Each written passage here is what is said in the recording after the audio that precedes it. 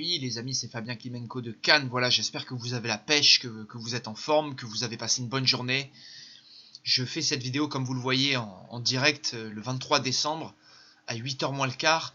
Et comme vous voyez, la dette française est en train d'exploser. On est en train de passer les 100% du PIB. On est en train de passer les 2400 milliards. On arrive à 2428 milliards de dettes. Et c'est énorme, c'est tout simplement énorme. Et ce qu'il faut bien comprendre, c'est que toutes les secondes, c'est un salaire de cadre, hein, de beau cadre, enfin un beau salaire qui part. Et ça fait que toutes les minutes, vous avez un appartement, un bel appartement qui part, vu qu'il y a environ 160 000 € chaque minute qui part. Et que chaque jour, c'est à peu près 4 millions qui s'accumulent. Vous voyez là, ce chiffre ici, là, il augmente de 4. Donc, dites-vous bien que il y a une situation catastrophique en France. On devrait arrêter tout ce qu'on est en train de faire et trouver la solution pour résoudre cette dette. Vous voyez bien que toutes les histoires de retraite, de rabotement de budget, de coupure de moyens, de fermeture d'hôpitaux, d'écoles, ça se cache derrière ce chiffre-là. C'est qu'il faut payer une dette qui est massive et que Macron ne résout pas. Vous voyez, Macron, il n'est pas là à trouver quelque chose de magnifique qui en un an nous permet de nous réduire 1000 milliards de dettes. Et ça serait absolument possible. Je vous dis, il y a des moyens à l'heure actuelle, économiquement parlant, de réduire la dette en un an de 1000 milliards. Moi-même, j'ai une idée, je peux vous le dire, j'ai des idées, et j'ai même un projet où je pourrais réduire la dette entièrement en 364 jours.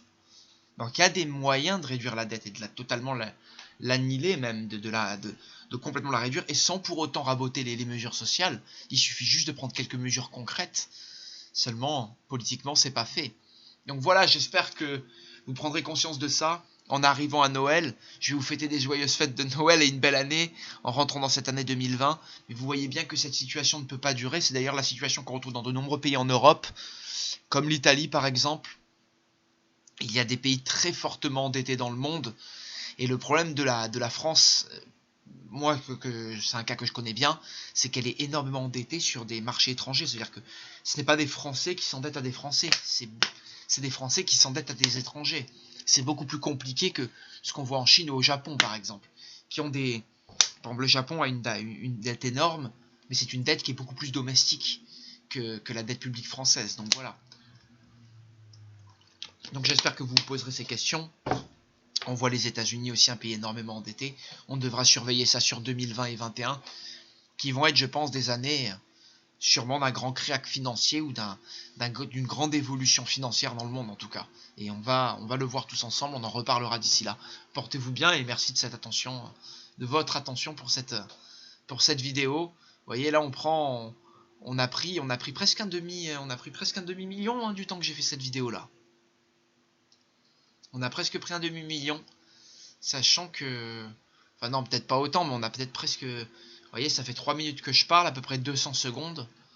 Bah ouais, calculé, ouais, on a presque pris un demi-million, c'est ça, ouais, en 200 secondes. En 3 minutes. Ah, ça va très très vite, hein. Ça va très très vite.